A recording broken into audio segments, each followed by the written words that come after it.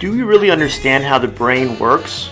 How we can actually get it healthier to help us deal with our daily stress, or sometimes drug addiction, sometimes just our overall having a better personality? Neurofeedback understands how to retrain the brain through understanding the wavelengths that are healthy or unhealthy, and also changing the brain frequency to get to a healthier state. In our talk with Devin today, we talk about how neurofeedback works and how the details of a session actually occurs. I'm going to split this talk in two talks. It's going to be part one. We'll go to part two next week. Let's go right to this talk, and I'll wrap it up after.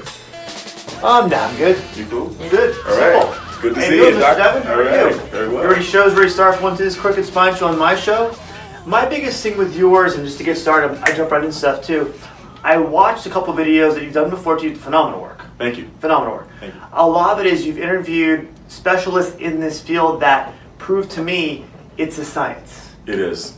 It's been proven to be a science. Yes, insurance companies don't pay for it. I'll give you that for one, too. It's a science that helps detoxify to paraphrase for me, detoxify the body with biomagnetism. Yes. And retrain the brain, heal the brain to make sure it's working well with the neurofeedback. Absolutely. Okay. I want to jump right into neurofeedback. That's my interest per se. Looking at the videos and what you've done in the past too. Really, I look at it, okay, if someone has brain injuries, and it can be general, like for example, ADHD or autism. Okay. It could be a brain injury from physical trauma, such traumatic as brain injury. Traumatic brain injury for 1-2, sports for 1-2, or car accident for 1-2. It can be emotional injuries to the brain. Yes. Such as a traumatic event, watching someone die. For Yes. example, something like that, or something that hits you where it sets an imprint on your brain. And my understanding is that when it does those things, either of those things, or all of those things, it changes the frequency or the hertz of the brain, which is a way to measure brain waves. Yes. Is that correct? Yes. What happens is Okay. every time we have, let's take it from the emotional trauma, right? Good, yes. Every time you have a shock, you open a $700 phone bill, or the guys that go to war and they see their buddies getting blown up, PTSD? Right. You get. It's actually dysregulation. A little kink forms in the neocortex. The neocortex is the newest area of the brain. That's why it's called neo. It's the outermost cortex, the outermost shell. When we say cortex, think of it along its root word, cork. Right? Cork in Spanish is cortejo. All right? Cortejo. And it's the same word. It's a cortex, right? The outer shell. The neocortex is the wrinkly part on the outside of the brain. And if you have trauma or intense emotion or serious boredom, you're going to get little kinks in the neocortex. That's called dysregulation. That means that your neocortex is dysregulated, and it makes it difficult for blood to flow in the brain, and it also makes it difficult and almost impossible for you to achieve an alpha state. What's an alpha state? An alpha state is, we have several frequency bands for brainwave activity. So we'll take it from low to high. Delta is 0 to 5 hertz approximately, and that's when you're in deep sleep, right? Okay. Theta is around 6, 7, 8 hertz, right?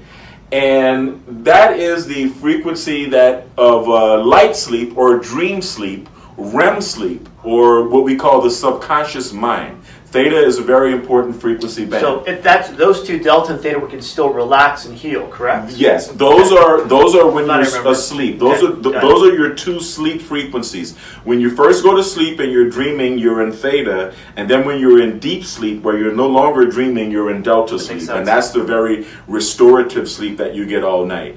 Now, right above that is 10 hertz, around 11, 12. That's the alpha zone. Right? Okay. So that's where we are now, and that's where you are when you're a child, just relaxed and awake and happy. That's the happy zone. Conscious state.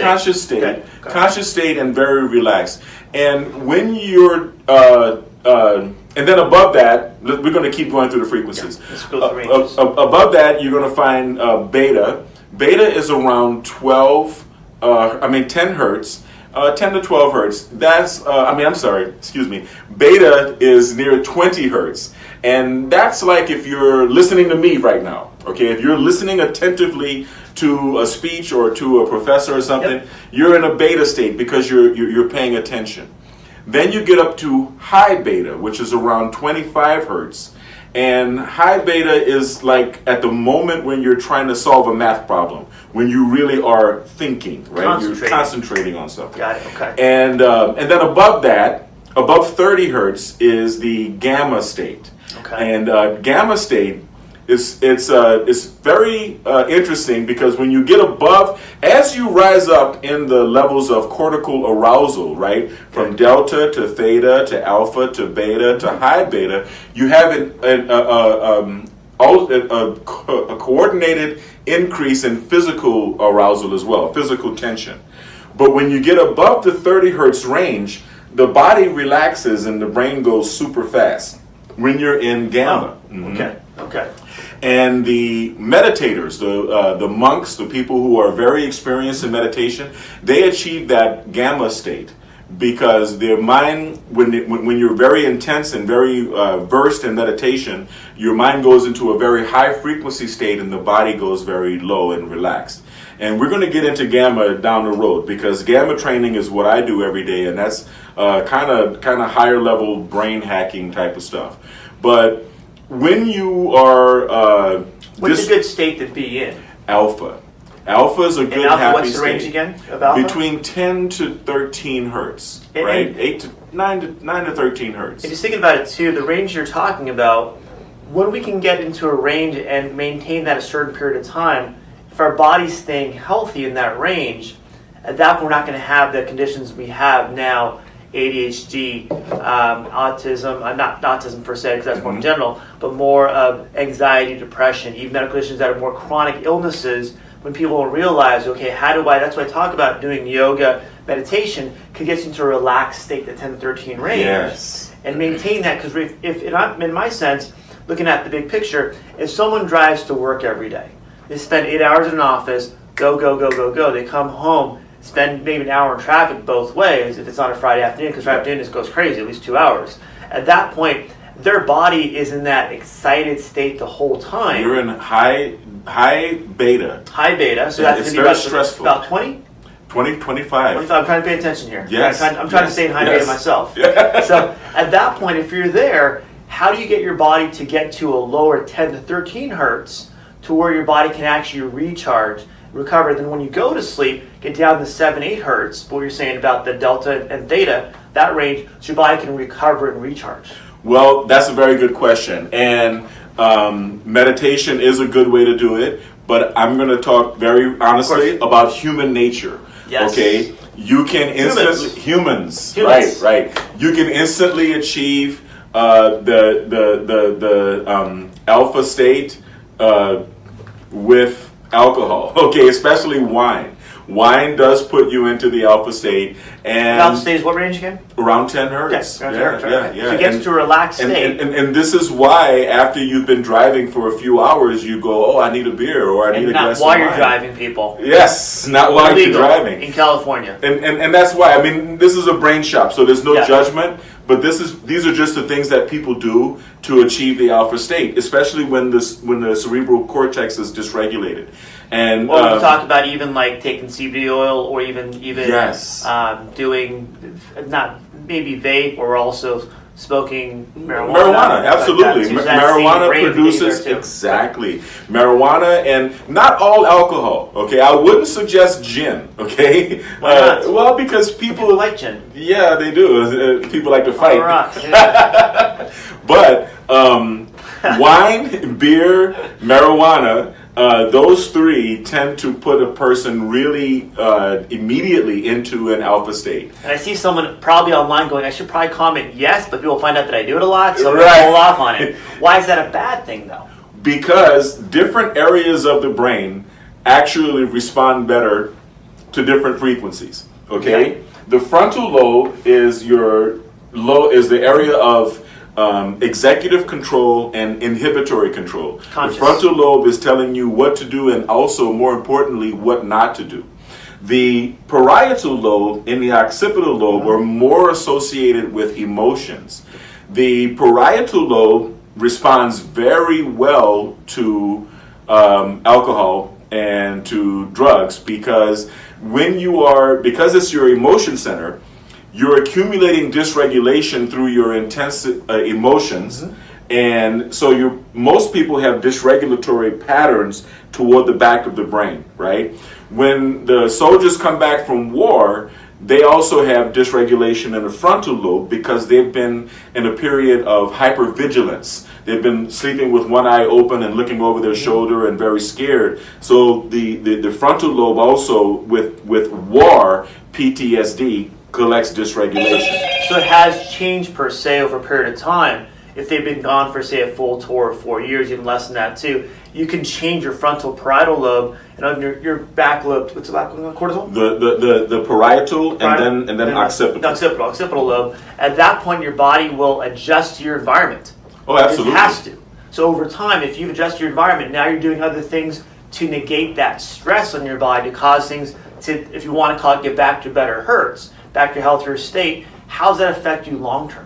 Well, you're going to destroy relationships because you're going to still be at war in your brain. You're going to still be in a combative mode because you've already adjusted yourself to that wartime stance. You're in more of a tense state all the time. Exactly. So not only has your frontal lobe changed where you're cognitive and rational, I call it the rational ability to organize things and make rational decisions, versus now it's been controlled by both areas in a more emotional state where you respond right away. Someone yells at you, you punch them in the face. You're reactionary. Yeah, I would tase them because I don't like to punch people. I'll tase them instead. That'd be my response. And that's the issue, right? So what we do here is we train away that dysregulation. We train it, we massage it away. We allow you to train it away so that you can become a whole and more relaxed person. And you can kind of regain the neocortex you had when you were a child. You can regain your joy and your happiness. You can re-access that alpha state without needing drugs, without needing... That's the biggest thing, what I was going to get into too, is really everything that Devin's talking about is non-evasive. There are no side effects. If it doesn't, for some reason, doesn't work, it just doesn't work. There's no side effect of having, for even with chiropractic, there's a higher risk of chiropractic causing a problem than Devin's therapies. So a lot of it is give yourself the opportunity to realize, okay, if I'm in this state, I've been told by my psychologist, my psychiatrist, my medical doctor, I need these medications for this. At that point, what can I do that's non-invasive if I have PTSD, if I have emotional issues, if I am an alcoholic, I've been drinking too much, I'm seeing now in a clear picture, maybe not too clear, that now my relationships around me are being affected. Right. My temperament's different. Okay, can I get neurofeedback done to get my body, my brain actually, your brain, to readjust back to a better, healthier state? Then I can change my habits easier. At that point, then I can do things to get my body to change in the long run by changing the stressors around me, by maybe not drinking or smoking marijuana or doing other things too to bring back to a healthier state. And prescription drugs as well. Drugs also. You can end your dependency on prescription drugs. That's huge. I talk about that, Devin. This is the chiropractic soapbox is we're a natural healing therapy, just like yourself too. Yes. So you don't need medication. The problem with medication is that 400 people die a day. 400 people die a day. Medication is the correct way. That's just the fact. And become not statistic, at that point, can you do something for your own health versus paying the $10, $50 copay every time you have to go fill up your drugs to make sure you don't need that by doing something healthy for short-term and long-term. These drugs are very toxic to your liver. These prescription drugs are very, very destructive to your liver and to your overall health. If you read, not to cut you off again, if you talk to your pharmacist or read the information they give you when they give you the drugs, those 3, 4, 5 pages, it tells you all of that. Anything that you take, medication has metals in there. It goes right to your liver, your kidneys, your colon, and your sigmoid colon, your appendix, to cause things to become more toxic. It does not get filtered out through your normal digestive system as would foods, minerals, and vitamins. And we have ways to help you with that as well. Yeah. Bentonite clay is a very good way to remove these heavy metal toxins from your body. But before we get on to that, we're gonna talk about how neurofeedback actually works. State, right? The emotional states. We place probes on your brain No, okay, let's get back to the frequencies. On your brain. On your scalp, right? Your scalp, got it. And we're reading Inside the the head. brain activity beneath where the probes are. How does it do that? Electricity? It's, yes, these are very, very sensitive amplifiers. It works on the same principle as an electrocardiograph, Perfect. except it's an electroencephalograph. It's probably 10 to 100 times more sensitive than an EKG.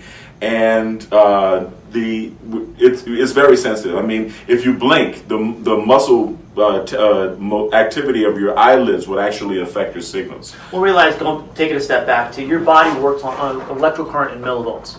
So when it does that, it's when you have sense equipment like Devin does too, allows you to read all of that together, so it coordinates the encephalograph, the whole scalp and the whole cortical cortex. At that point, it tells exactly what's going on.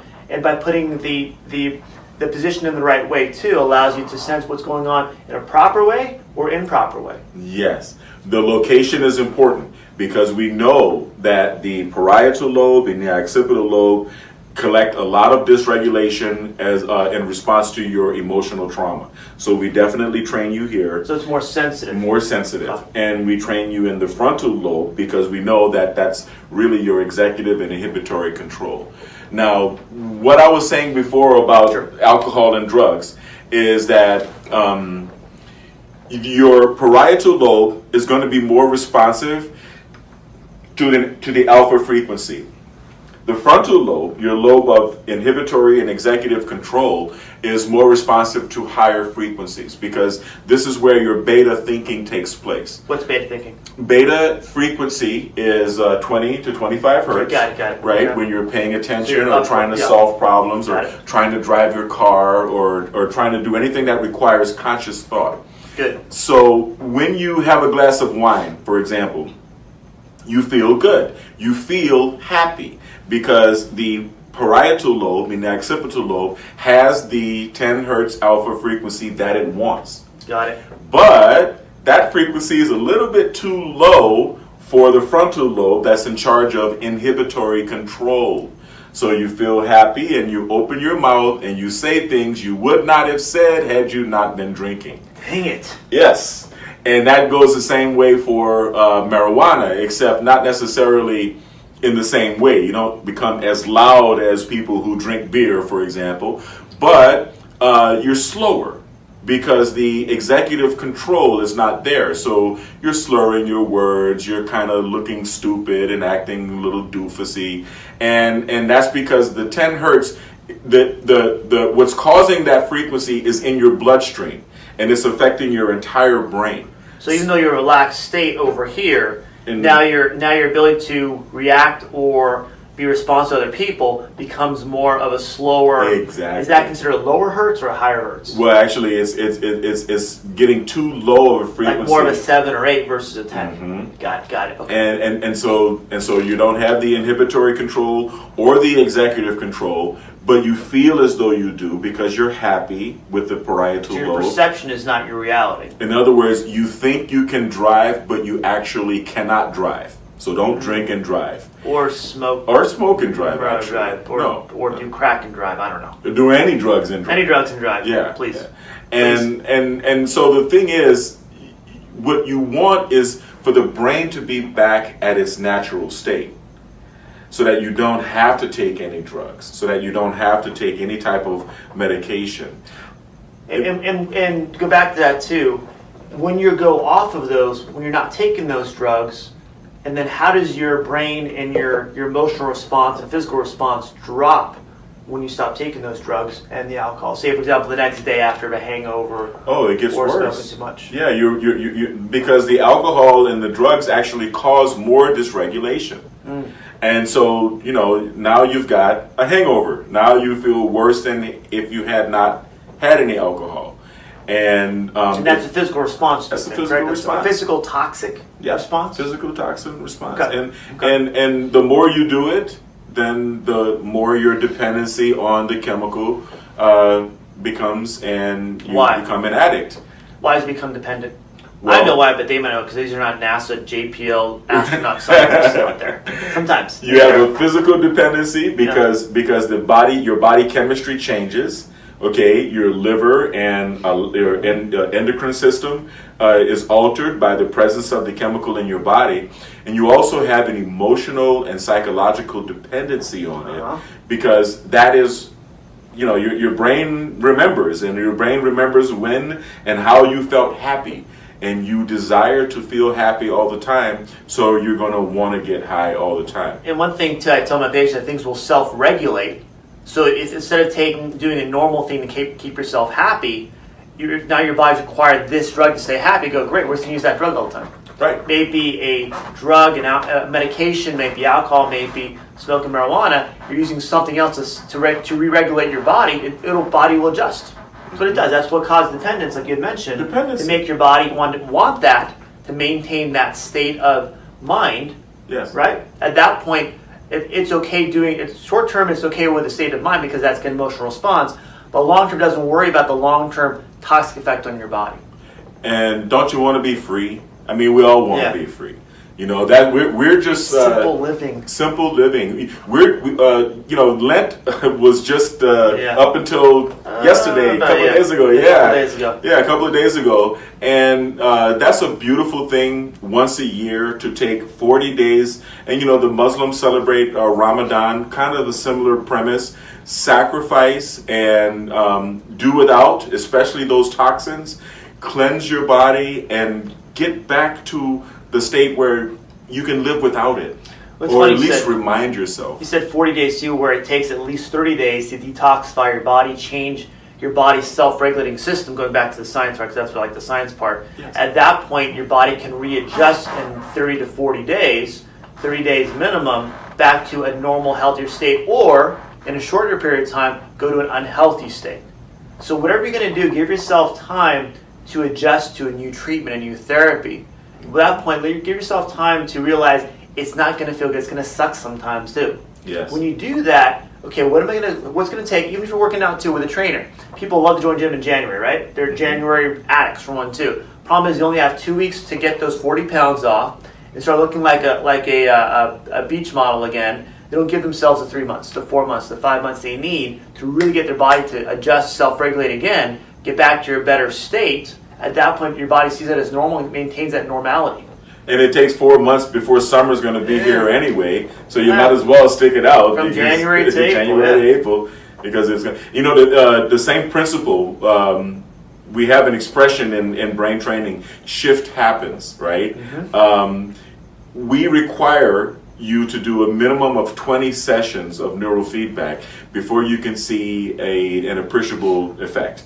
When you measure it, and what Devin showed me last time too, I was here, is you measure it on a computer. At that point, you know a baseline where you are, and you see the improvement incrementally, but you're not going to get the effect where you can maintain that state until that 20 visits is up. Exactly. 20 sessions is up. Exactly. And it's best if you can do those sessions in close interval, right? Before the brain has a chance to return to an unhealthy state. The brain is very elastic. It is going to try to snap back, even if it's snapping back to a state of unhealthiness. So you want to hit it and hit it and hit it with your sessions close together, at least 2, 3, 4 sessions a week. I will be open 7 days a week in order to help my clients achieve a shift. Even on the Sabbath. Even on the Sabbath. If you are dedicated to getting a shift, I will come in and open up for you so that you can do your sessions as close together as possible and provoke a shift. Well, it makes sense because you're like working out, right? We're not going to work out once a week and expect a change in your body. It's not going to happen. The brain responds to repetitive training just like the body. Just like the body. Except when you stop training your body will go back, your muscles will go back to a flabby and unhealthy state. But the brain learns. That's the beautiful part about it. This is why your college degree is good for the rest of your life. It doesn't wear out. Even though you probably forgot a lot of the things you learned to get your degree after 20 years passed, you still have that degree because the brain learns. And you're fixing the brain. You're not putting a band-aid on. You're fixing it. And when you fix it, we talked about the Hertz frequency earlier too. How does the Hertz frequency change when you fix the brain? Well, you actually come back to the state that you were born with, right? When you were a kid, you You didn't need a beer or a glass of wine or a joint. Actually, those things were nasty and distasteful for you because your brain was already the way God made it. Your brain was perfect in your perfection. Life tends to beat you up a little bit, and we pick up bad habits. Welcome to America. Yeah. Welcome to the world, really. Yeah. And I think a lot of it is when you retrain your brain, you get yourself, okay, now you know what normal is. I know when I'm not on normal. At that point, I may need another session. Let me figure out how else get back to better normal. When you're in an abnormal state all the time, that's your normal. Yes. So the problem is you think you're normal, but what you're acting and reacting to and what you're doing with your body physically and emotionally and people around you may be more destructive. Right. So again, seeing a therapist, seeing a medical doctor, being on medications is one way to treat it, yes. But can it fix it? Maybe not. So can you do something on a non-invasive way to actually get your body healed? I did a podcast with a hypnotherapist. Very similar concept. Your brain gets injuries, gets scarred per se, in some terms, to where you need to fix that scar to heal it so now it can work properly again. Yes. Because it affects that one scar can affect everything, not only in how you think, but your quality of life too. Yes, it can.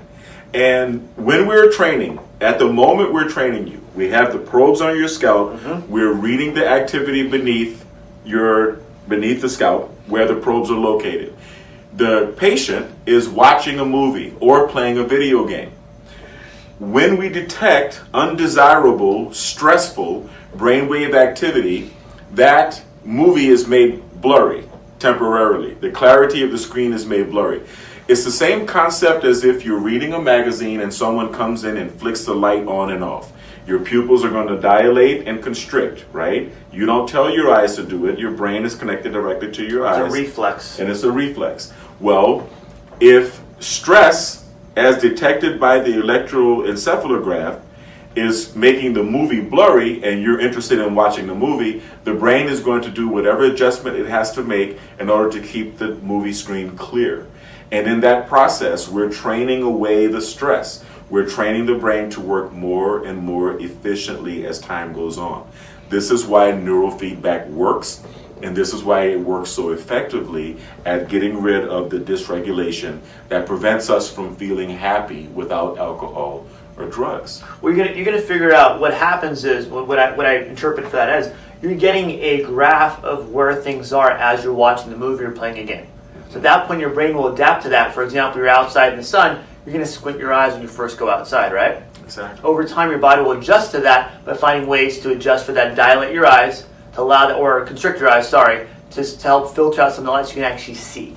Yes. Same thing when you're driving too. You're going to do the same thing. So your body knows how to adjust to that. At that point, give it time unconsciously to do that. At that point, your body your brain can get adjusted. So your overall time, your body knows it as normal now. But it takes time. It doesn't happen overnight. No, it doesn't. It takes time. It takes discipline. And how long is a session usually?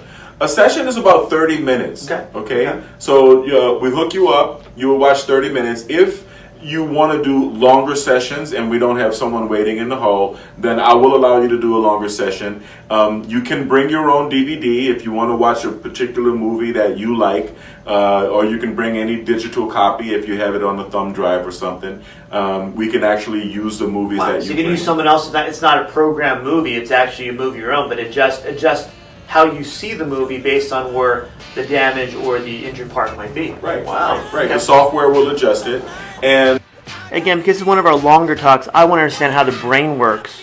We're going to spread this in 2 talks. This is part 1 again. We'll do part 2 next week. But understand your brain has a great way to be read to understand what it's gone in the past with different stress of being affected too, and also how to retrain the brain to get it to get healthier so you can deal with our daily stress now in a more positive way than drinking alcohol, drugs, whatever it might be that we deal with it now, and having a sometimes short-tempered attitude. So neurofeedback, again, it helps retrain the brain to get your body to feel better so you can change our attitude about things and live a healthier and less stressed life. Again, next week we'll go to part 2. So enjoy this week, and I'll see you next one.